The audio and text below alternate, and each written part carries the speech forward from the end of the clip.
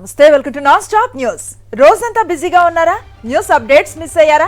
Don't worry, breaks లేకుండా bore కొట్టకుండా non stop news ప్రతిరోజు రాత్రి 9 గంటలకు. నేను హిమబిందు, నేను అనుశ్రీ. ముందుగా టాప్ హెడ్లైన్స్ చూద్దాం. పోలవరం ప్రాజెక్టును సందర్శించిన సీఎం చంద్రబాబు. తన హయాంలో తప్పిదాలను కప్పిపుచ్చుకునేందుకు అసత్యాలు.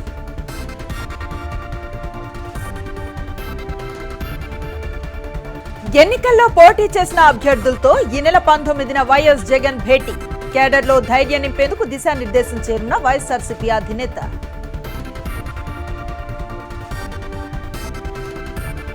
ఉద్యోగాలు, పెన్షన్లపై బీఆర్ఎస్ వర్సెస్ కాంగ్రెస్. హరీష్ రావు ఆరోపణలను తిప్పికొట్టిన శ్రీధర్ బాబు.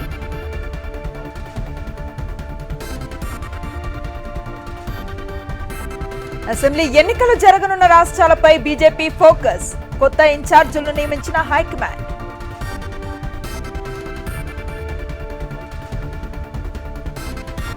వయనాడ్ స్థానాన్ని వదులుకున్న రాహుల్ గాంధీ. ఉప ఎన్నికల బరిలో దిగనున్న ప్రియాంక.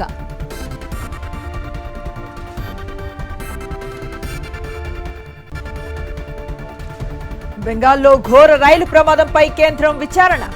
మృతుల కుటుంబాలకు 10 లక్షల చొప్పున ఎక్స్గ్రేషియా.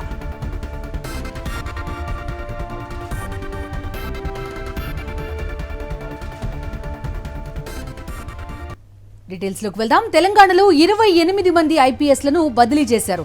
ఏసీబీ జాయింట్ డైరెక్టర్ గా రుతురాజ్, ఆసిఫాబాద్ ఎస్పీగా డివి శ్రీనివాసరావు, జగిత్యాల ఎస్పీగా అశోక్ కుమార్, సూర్యాపేట ఎస్పీగా సన్ప్రీత్ సింగ్ బదిలీ అయ్యారు. హైదరాబాద్ ట్రాఫిక్ డీసీపీగా రాహుల్ హెగ్డే, మహబూబ్ నగర్ ఎస్పీగా జానకి ధరావత్, సైబర్ సెక్యూరిటీ ఎస్పీగా హర్షవర్ధన్, సిఐడి ఎస్పీగా విశ్వజిత్, బాలానగర్ డీసీపీగా సురేష్ ని బదిలీ చేశారు. జగిత్యాల ఎస్పీగా అశోక్ కుమార్, సూర్యాపేట ఎస్పీగా సన్ప్రీత్ సింగ్, హైదరాబాద్ ట్రాఫిక్ డీసీపీగా రాహుల్ హెగ్డే, వికారాబాద్ ఎస్పీగా నారాయణ రెడ్డిని బదిలీ చేశారు.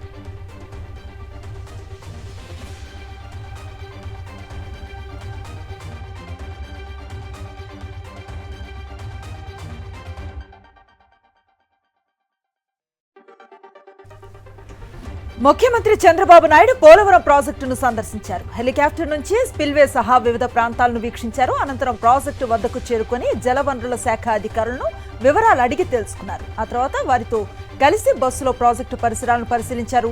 అక్కడ ఏర్పాటు చేసిన ఫోటో ప్రదర్శనను తిలకించారు.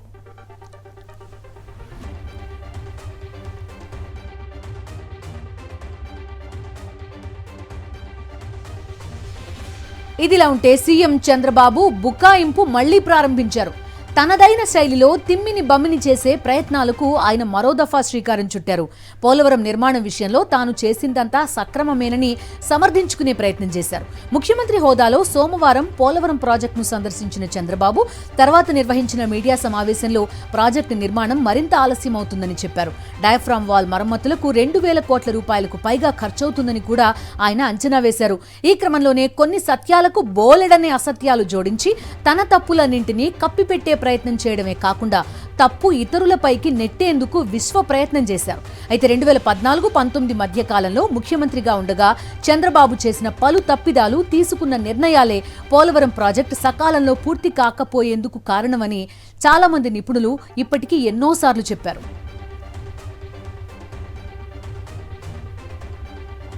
పార్టీ క్యాడర్లో ధైర్యం నింపేందుకు వైఎస్ఆర్సీపీ అధినేత వైఎస్ జగన్మోహన్ రెడ్డి అన్ని విధాలుగా ప్రయత్నిస్తున్నారు. ఫలితాలను సమీక్షిస్తూనే పార్టీ కీలక నేతలతో వరుస చర్చలు నిర్వహిస్తున్నారు. ఈ క్రమంలో ఎల్లుండి కీలక సమావేశం నిర్వహించేందుకు సిద్ధమయ్యారు. అసెంబ్లీ, లోక్సభ ఎన్నికల్లో పోటీ చేసిన వైఎస్ఆర్సీపీ అభ్యర్థులతో ఈ నెల 19వ తేదీన తన కార్యాలయంలో వైఎస్ జగన్ భేటీ కానున్నారు. భవిష్యత్ కార్యాచరణ, టీడీపీ దాడులు ప్రధాన అంశాలుగా ఈ భేటీలో చర్చించే అవకాశం కనిపిస్తోంది. అదే సమయంలో ఎలా ముందుకు వెళ్లాలనే అంశంపై సమగ్రంగా చర్చించి పలు కీలక సూచనలతో వాళ్లకు ఆయన దిశానిర్దేశం చేసే అవకాశాలు కనిపిస్తున్నాయి.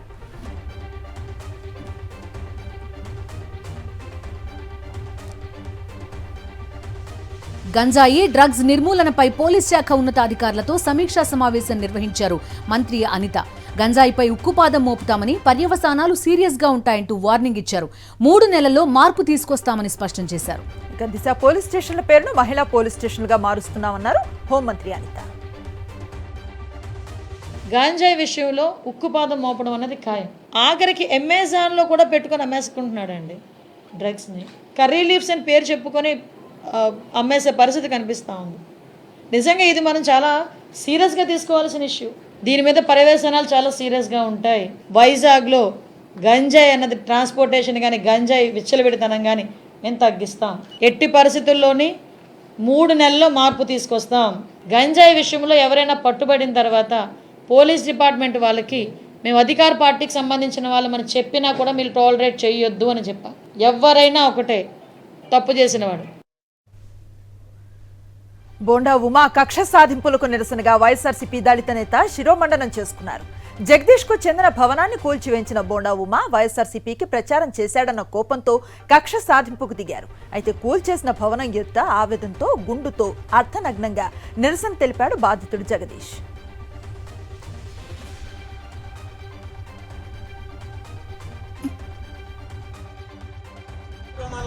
చేపిస్తానంటున్నాడు. వైసీపీలో జరిగిన అన్యాయాలు చేసిన జగన్మోహన్ రెడ్డి గారు చేసిన అన్యాయాలు మేము చేస్తాం, ఎలా చేసుకుంటాం, ఏమవుతుంది? ఇది భవనం ఇస్తాగా చేపిస్తున్నాడు. ఇది భవనం ఎవరు పోకండి, ఇది భవనం ఇస్తాగా చేపిస్తున్నా. ఏపీలో టీడీపీ దాడులు దౌర్జన్యాలు ఆగడం లేదు. చిత్తూరు జిల్లా పూతలపట్టు నియోజకవర్గంలో టీడీపీ అరాచకం సృష్టించింది. పెనుమూరు వైఎస్ఆర్సీపీ కన్వీనర్ విజయ్ కుమార్ ఇంటిపై దాడి చేశారు. కారు అద్దాలు ధ్వంసం చేశారు టీడీపీ నాయకులు. విజయ్ కుమార్ ను చంపేస్తామంటూ బెదిరించారు టీడీపీ నేత అనంత్ కుమార్.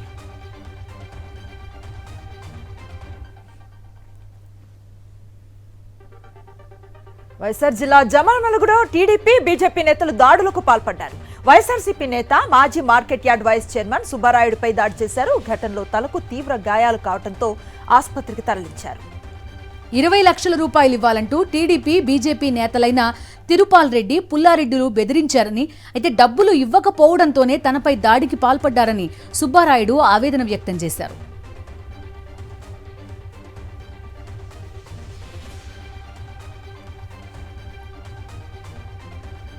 చంద్రబాబు దళితులకు వ్యతిరేకమా అని ప్రశ్నించారు విద్యార్థి యువజన నిరుద్యోగ రాష్ట్ర జేఏసీ అధ్యక్షుడు శ్యామ్ సుందర్. చంద్రబాబు కేబినెట్లో దళితులకు సముచిత స్థానం ఇవ్వకపోవడంపై ఆయన తీవ్ర స్థాయిలో మండిపడ్డారు. కూటమి విజయానికి కృషి చేసిన దళితులకు చంద్రబాబు ఇచ్చిన గౌరవం ఇదేనా అని ధ్వజమెత్తారు శ్యామ్ సుందర్.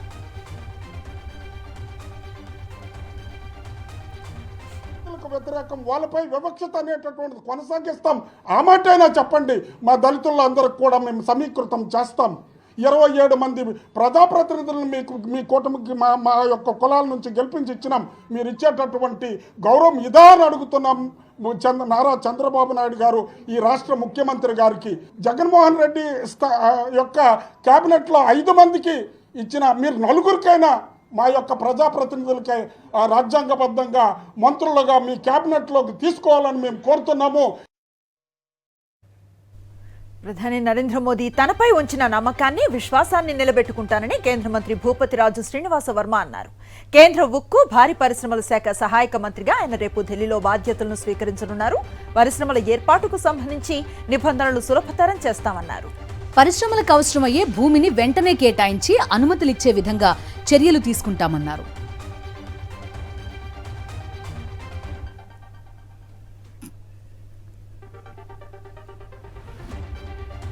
ప్రధానమంత్రి నరేంద్ర మోడీ గారు ఏదైతే నా మీద ఉంచినటువంటి నమ్మకం కానీ విశ్వాసం కానీ ఒక మంచి పోర్ట్ఫోలియోని కేటాయిస్తూ దానికి అనుగుణంగా ముందుగానే మంత్రి పదవి ఇచ్చి నాకు ఇచ్చినటువంటి గౌరవం ఏదైతే ఉందో దాన్ని నిలబెట్టుకోవడానికి ప్రయత్నం తప్పనిసరిగా చేస్తాను. ఏదైతే ఈ భారీ పరిశ్రమలకు సంబంధించి కానీ ఉక్కు పరిశ్రమకు సంబంధించి కానీ ప్రభుత్వ పాలసీలకు అనుగుణంగా వచ్చేటువంటి సంస్థలన్నింటికీ కూడా పెద్ద ఎత్తున ప్రాధాన్యత ఇవ్వడం జరుగుతుంది. అనంతపురం మేయర్ మహమ్మద్ వాసింకు అరుదైన గౌరవం దక్కింది. బ్రిక్స్ దేశాల స్థానిక సంస్థల ప్రజాప్రతినిధుల సమావేశంలో పాల్గొనాలని మేయర్ మహమ్మద్ వాసింకు ఆహ్వానం అందింది. భారత్ నుంచి 5గురికి ఆహ్వానం అందగా అందులో అనంతపురం మేయర్ కూడా ఉండడం విశేషం. వైఎస్ జగన్మోహన్ రెడ్డి హయాంలో జరిగిన సంక్షేమ కార్యక్రమాలను బ్రిక్స్ దేశాల స్థానిక సంస్థల ప్రజాప్రతినిధుల సమావేశంలో వివరిస్తానని తెలిపారు అనంతపురం మేయర్ మహమ్మద్ వాసిం.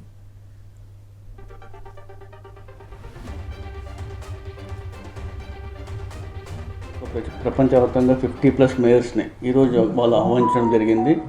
ఈ బ్రిక్స్ దేశాల నుంచే ప్రపంచవ్యాప్తంలోనే దాదాపుగా 50% పైగా ఉన్న జనాభా దేశాలు ఇవన్నీ.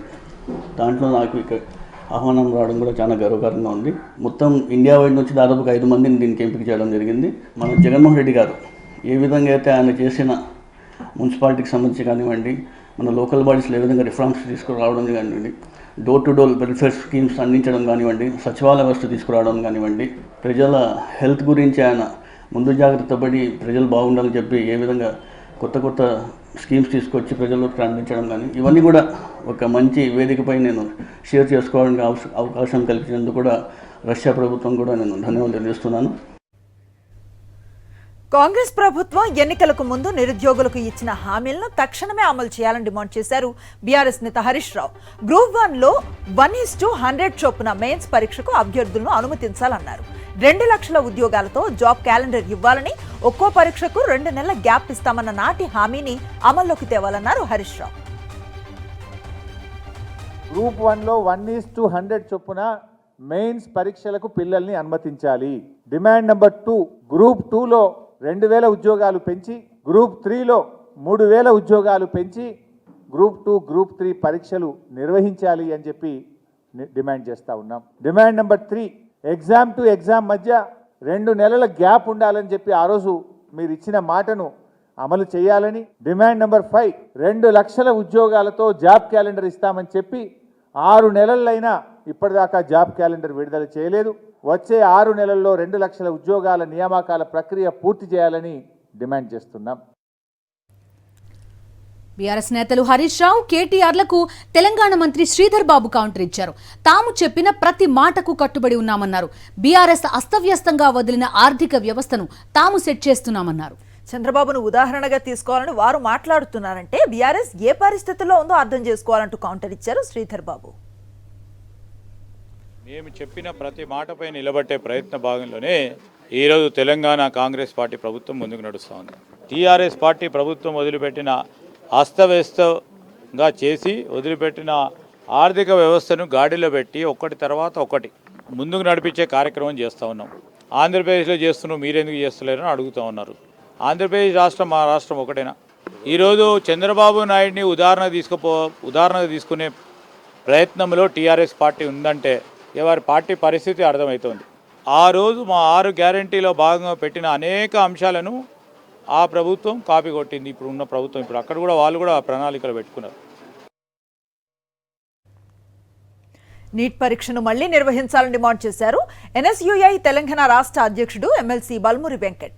కేంద్ర మంత్రులుగా ఉన్న కిషన్ రెడ్డి, బండి సంజయ్ నీట్ తప్పిదాలపై ఎందుకు మాట్లాడటం లేదని ఆయన ప్రశ్నించారు. నీట్ పరీక్షలో జరిగిన తప్పిదాలకు బాధ్యత వహిస్తూ కేంద్ర మంత్రి ధర్మేంద్ర ప్రధాన్ రాజీనామా చేయాలని, ప్రధాని మోదీ దేశ ప్రజలకు క్షమాపణలు చెప్పాలని డిమాండ్ చేశారు. మొత్తం 6 డిమాండ్లతో రేపు హైదరాబాద్ లో పెద్ద ఎత్తున స్టూడెంట్ మార్చ్ నిర్వహిస్తున్నట్టుగా తెలిపారు బల్మురి వెంకట్. పరీక్షను మళ్ళీ నిర్వహించాలి. రెండోది, నీట్ లీకేజ్ పై సుప్రీంకోర్టు జడ్జి తోటి విచారణ జరిపించి బాధ్యులైన వారిని కఠినంగా శిక్షించాలి. మూడో డిమాండ్, పేపర్ లీకేజ్ పై నరేంద్ర మోడీ గారు స్వయంగా బాధ్యత వహించి భారతదేశ ప్రజలకి అందరికీ బహిరంగ క్షమాపణ చెప్పాలి. నాలుగో డిమాండ్, నీట్ను ఎన్టీఏని రద్దు చేయాలి. ఐదో డిమాండ్, నీట్ పరీక్ష నిర్వహణను రాష్ట్ర ప్రభుత్వాలకి అప్పగించాలి. ఆరో డిమాండ్, బాధిత విద్యార్థులకి న్యాయం చేకూర్చాలి. ఈ 6 డిమాండ్లతోటి రేపు పెద్ద ఎత్తున స్టూడెంట్స్ మార్చిని చేయబోతున్నాం. నల్లగొండ పట్టణాన్ని అన్ని రకాలుగా తీర్చిదిద్దడంతో పాటు ఉదయ సముద్రాన్ని పర్యాటక కేంద్రంగా అభివృద్ధి చేస్తామని మంత్రి కోమటిరెడ్డి వెంకటరెడ్డి అన్నారు. నల్లగొండలో పర్యటించిన ఆయన పానగల్ వద్ద నూతనంగా నిర్మిస్తున్న ఫ్లైఓవర్ సర్వీస్ రోడ్, డ్రైనేజ్ పనులు పరిశీలించారు. పనుల్లో నాణ్యత లోపించకుండా జాగ్రత్తలు తీసుకోవాలని అధికారులను ఆదేశించారు. 700 కోట్ల వ్యయంతో నల్లగొండ చుట్టూ ఔటర్ రింగ్ రోడ్ నిర్మాణాన్ని చేపడుతున్నామని మంత్రి తెలిపారు. నల్గొండ కాన్స్టిట్యున్సీని, నల్గొండ జిల్లా అభివృద్ధి కోసం 24 గంటలు కష్టపడుతూ ఇవాళ బ్రాహ్మణమైన ప్రాజెక్టు 300 కోట్లు తీసుకొచ్చి మొన్ననే పోయి నేను కలెక్టర్ గారు ఇంజనీర్లో పోయినాం. 2 మాసాల్లో దాన్ని పంపింగ్ చేస్తున్నాం. దాంతోపాటు మా D37, D41 తిప్పర్తి, నల్గొండ కనగల్ మండల కాన్వలకు లైనింగ్ చేపించి డిసెంబర్ లోపే సొరంగాన్ని కూడా 2000 కోట్లు అదనంగా రేపు బడ్జెట్లో పెట్టిస్తున్నాను. ఓవరాల్ తెలంగాణలో రోడ్ల అభివృద్ధి కాదు, 30,000 కోట్లతోని త్రిపుర రోడ్డు కూడా అక్టోబర్ మాసంలో ప్రధానమంత్రి ముఖ్యమంత్రి గారితో శంకుస్థాపన చేపించి డబల్ టెక్నాలజీతో రోడ్డు కట్టబోతున్నాం. అసాధ్యం అన్న పని తన డిక్షనరీలోనే లేదన్నారు మల్కాజ్గిరి బీజేపీ ఎంపీ ఈటెల రాజేందర్. ప్రజాప్రతినిధుల పరిధుల్లో తేడా ఉండొచ్చు కానీ గౌరవంలో తేడా ఉండదన్నారు. తనకు ప్రజలే వీవీఐపీలని, ఎక్కడ సమస్య ఉన్నా ఎవరు టెంట్ వేసి ధర్నా చేసినా అక్కడ తానుంటానన్నారు ఈటెల. ఆ ప్రజల గొంతులాగా, ఆ టెంట్ కింద మాట్లాడే బిడ్డలాగా 22 ఏళ్ళున్నా రాబోయే కాలంలో కూడా ఉంటా. నాట్ పాసిబుల్ అనేది నా డిక్షనరీలో లేదు. ఎమ్మెల్యేని గెలిపిస్తారు. ఈ మలకాయిపల్లిలో ఉండి ప్రజల క్షేమాన్ని చూడమే కాకుండా ఈ రాష్ట్ర ప్రజలకు ఒక మంచి ప్రణాళికలు రచించమని మలకాయి పార్లమెంటు పరిధిలో గెలిపిస్తారు. బిడ్డను మంచిగా ధర్మాన్ని కాపాడు, చట్టాన్ని కాపాడుతూనే దేశాన్ని కాపాడు, దేశానికి మంచి చట్టాలు చేయమని చెప్పేట బాధ్యత ఇస్తారు. కానీ వారి కోటేసినా, నా కోటేసినా, ఎమ్మెల్యే కోటేసినా గదే ఓడు తప్ప దానికి తేడా లేదు. ఫోన్ ట్యాపింగ్ కేసులో దర్యాప్తు ముమ్మరం చేశారు పోలీసులు. ఫోన్ ట్యాపింగ్ లో కీలక పాత్ర వహించిన ఎస్ఐబి మాజీ chief Prabhakar Rao, channel MD Shravan రావులను త్వరలోనే అమెరికా నుంచి తీసుకొచ్చేందుకు ప్రయత్నిస్తున్నారు. కొండాపూర్ కన్వర్జన్ ఇన్నోవేషన్ ల్యాబ్స్ లో సోదాలు చేపట్టిన పోలీసులు టెక్నికల్ ఎవిడెన్స్ సేకరించి ఫోరెన్సిక్ ల్యాబ్ కి పంపించారు. 3 సర్వర్లు, హార్డ్ డిస్కులతో పాటు 5 మాక్ మినీ డివైజెస్ సీజ్ చేశారు. కన్వర్జన్ ల్యాబ్స్ డైరెక్టర్ రవికుమార్ కు నోటీసులు ఇచ్చి విచారణ జరుపుతున్నారు. ట్యాపింగ్ పై రవికుమార్ నుంచి టెక్నికల్ ఆధారాలు సేకరించినట్లుగా సమాచారం.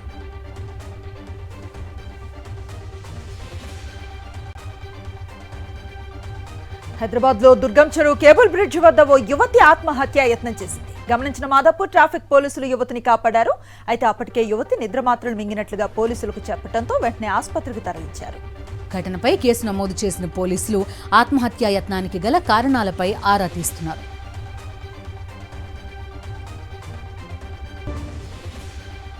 జాతీయ వార్తలోకి వెళదాం. కంచుకోట రాయ్బరేలీకే గాంధీకి జై కొట్టారు.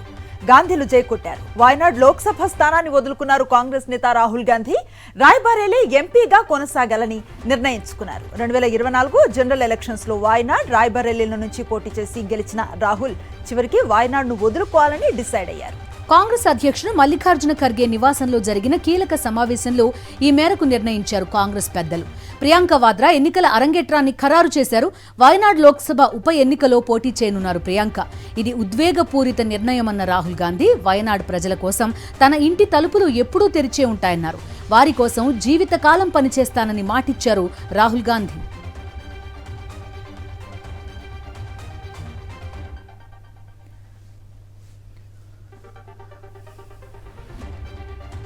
త్వరలో అసెంబ్లీ ఎన్నికలు జరగనున్న రాష్ట్రాలపై ఫోకస్ పెట్టింది బీజేపీ. కేంద్ర మంత్రులకు బాధ్యతలు అప్పగించింది. జమ్మూ కశ్మీర్ ఎన్నికల ఇన్ఛార్జిగా కేంద్ర మంత్రి కిషన్ రెడ్డిని నియమించింది బీజేపీ హైకమాండ్. ఆర్టికల్ 370 రద్దు సమయంలో కేంద్ర హోంశాఖ సహాయ మంత్రిగా సేవలందించిన కిషన్ రెడ్డికి జమ్మూ కశ్మీర్ వ్యవహారాలపై పట్టుంది. మరోవైపు మహారాష్ట్ర ఎన్నికల ఇన్ఛార్జీలుగా కేంద్ర మంత్రులు భూపేంద్ర యాదవ్, అశ్విని వైష్ణవ్ నియమితులయ్యారు. హర్యానా ఇన్ఛార్జిగా కేంద్ర మంత్రి ధర్మేంద్ర ప్రధాన్, కో ఇన్ఛార్జిగా విప్లవ్ కుమార్ దేవ్ కు బాధ్యతలను అప్పగించింది బీజేపీ అధిష్టానం. జార్ఖండ్ ఎన్నికల ఇన్ఛార్జిగా కేంద్ర మంత్రి శివరాజ్ సింగ్ చౌహాన్, కో ఇన్ఛార్జిగా అస్సాం సీఎం హిమంత బిశ్వ శర్మ వ్యవహరించనున్నారు. రాష్ట్ర పార్టీ శ్రేణులను ఎన్నికలకు సమాయత్తం చేయనున్నారు.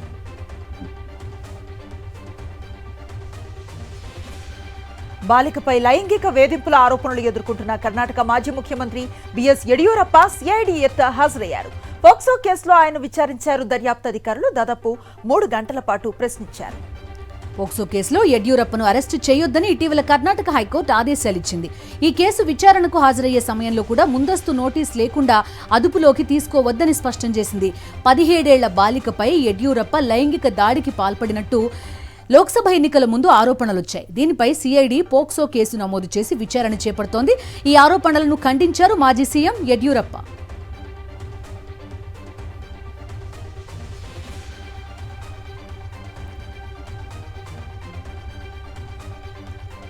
సరిగ్గా ఏడాది క్రితం జరిగిన బాలాసోర్ రైలు ప్రమాద ఘటన మరోసారి కళ్ల ముందు కదలాడింది. పశ్చిమ బెంగాల్ డార్జిలింగ్ జిల్లాలో చోటు చేసుకున్న ఇదే తరహా ప్రమాదం యావత్ దేశాన్ని దిగ్భ్రాంతికి గురిచేసింది. ఒకే ట్రాక్ పైకి 2 రైళ్లు రావడం, బలంగా ఢీకొట్టుకోవడం, బోగీలు పైకి లేవడం భయాందోళన సృష్టించింది. ప్రమాద సమయంలో అసలేం జరిగిందో అర్థం కాలేదని, నిస్సహాయ స్థితిలో ఉండిపోయామని ఆందోళన వ్యక్తం చేశారు కాంచన్జంగా ఎక్స్ప్రెస్లోని ప్రయాణికులు. ఆ క్షణాలను తలుచుకొని వణికిపోయారు.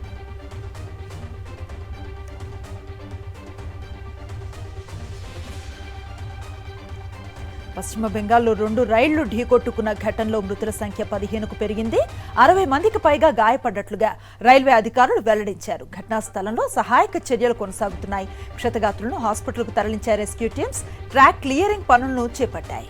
ప్రమాద స్థలం నుంచి కోల్కతాలోని సీల్దా స్టేషన్కు బయలుదేరి వెళ్లింది కాంచన్జంగా ఎక్స్ప్రెస్. మృతుల కుటుంబాలకు 10 లక్షల చొప్పున పరిహారం ప్రకటించింది రైల్వే శాఖ. తీవ్రంగా గాయపడిన వారికి 2.5 లక్షలు అందజేయనుంది.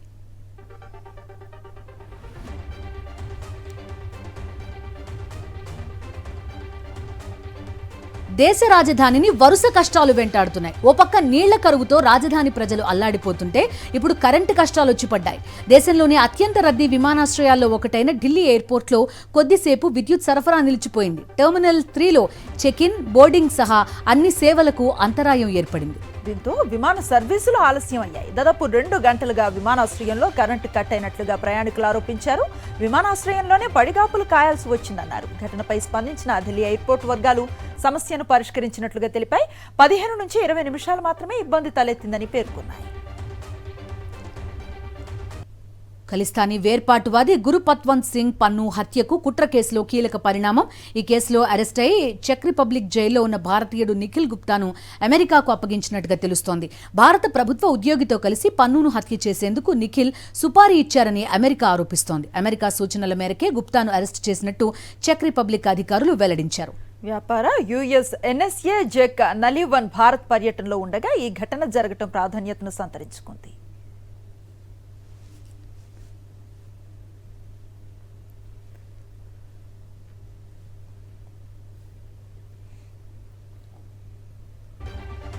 బిజినెస్ అప్డేట్స్ చూద్దాం. పసిడి ధరలు కాస్త తగ్గాయి. ఇవాళ హైదరాబాద్, విజయవాడ, ముంబైలో 1 తులం 22 క్యారెట్ల బంగారం ధరలు 66,300 రూపాయలుగా ఉండగా 24 క్యారెట్ల బంగారం ధర 72,330 రూపాయలుగా ఉంది.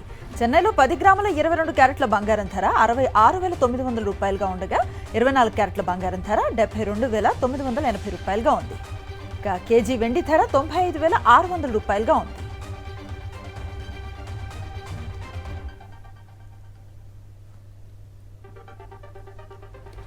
వచ్చే కొన్ని నెలల పాటు ఐపీఓలు సందడి చేయబోతున్నాయి. సార్వత్రిక ఎన్నికలు ముగియడంతో పలు కంపెనీలు స్టాక్ మార్కెట్లో ప్రవేశించేందుకు రంగం సిద్ధం చేసుకుంటున్నాయి. దాదాపు 30 సంస్థలు 50,000 కోట్లు సమీకరించేందుకు రెడీగా ఉన్నట్టుగా తెలుస్తోంది. ప్రధానమంత్రి మోదీ నేతృత్వంలోని ప్రభుత్వం తిరిగి అధికారంలోకి వచ్చిన నేపథ్యంలో మదుపర్లలో విశ్వాసం బలపడిందని మార్కెట్ నిపుణులు అంచనా వేస్తున్నారు. Ola electric, first cry, Fincare, SFB, NSDL, Afcons infra, Emcure pharma, Stanley lifestyles, one MobiKwik systems వంటి సంస్థలు ఈ జాబితాలో ఉన్నాయి.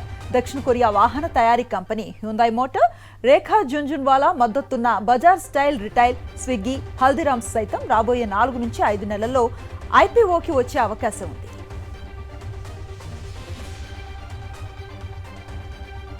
యూపీఐ ప్లాట్ఫామ్స్ వచ్చిన తర్వాత కార్డు స్వైపింగ్ ద్వారా చెల్లింపులు మునుపటితో పోలిస్తే తగ్గాయని ఆర్బీఐ గణాంకాలు చెప్తున్నాయి. పెద్ద నోట్ల రద్దు తర్వాత చూస్తే 2023-24 ఆర్థిక సంవత్సరంలోనే పాయింట్ ఆఫ్ సేల్ యంత్రాల ఏర్పాటు చాలా తక్కువగా నమోదైందని Reserve Bank of India data వెల్లడించింది. కోవిడ్-19 వ్యాప్తి, తదనంతర లాక్డౌన్ పరిణామాలతో సంప్రదాయ దుకాణాల్లో వ్యాపారం దారుణంగా దెబ్బతిన్నందున పీఓఎస్ల ఏర్పాటు 2021-22లోనూ అతి తక్కువగా జరిగిన గణాంకాలకు పరిగణలోకి తీసుకోలేదు. 2023 మార్చి నుంచి 2024 వరకు కొత్త పీఓఎస్ టెర్మినల్స్ ఏర్పాటు 14% పెరిగింది. అంతకుముందు 2 ఏళ్లు వరుసగా 28-29% అధికంగా 89 లక్షలకు చేరాయి. యూపీఐ చెల్లింపుల్లో ఫోన్పే, గూగుల్ పే, పేటీఎం వంటి ప్లాట్ఫామ్లు గత 2 ఏళ్లలో రెండింతల వృద్ధి నమోదు చేశాయి.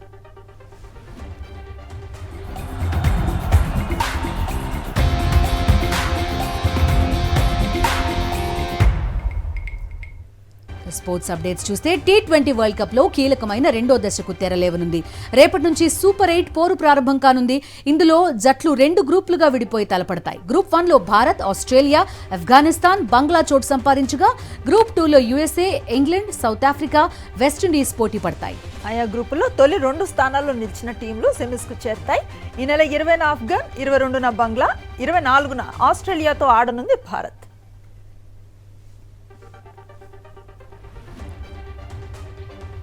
వాతావరణ వివరాలు చూద్దాం. నైరుతి రుతుపవనాల ప్రభావంతో వర్షాలు దంచి కొడుతున్నాయి. హైదరాబాద్ లో కుండపోత వర్షం కురిసింది. పలు ప్రాంతాల్లో ఉరుములు, మెరుపులు, ఈదురు గాలులతో కూడిన భారీ వర్షం పడింది.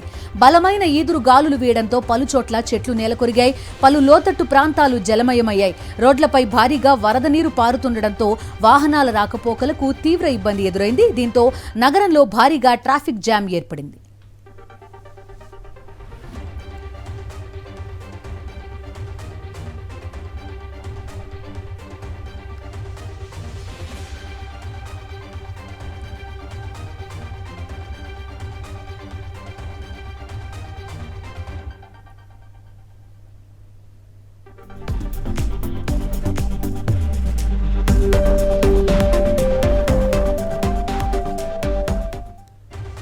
సినిమా విశేషాల సమాహారం స్క్రీన్ 90 ఇప్పుడు చూద్దాం.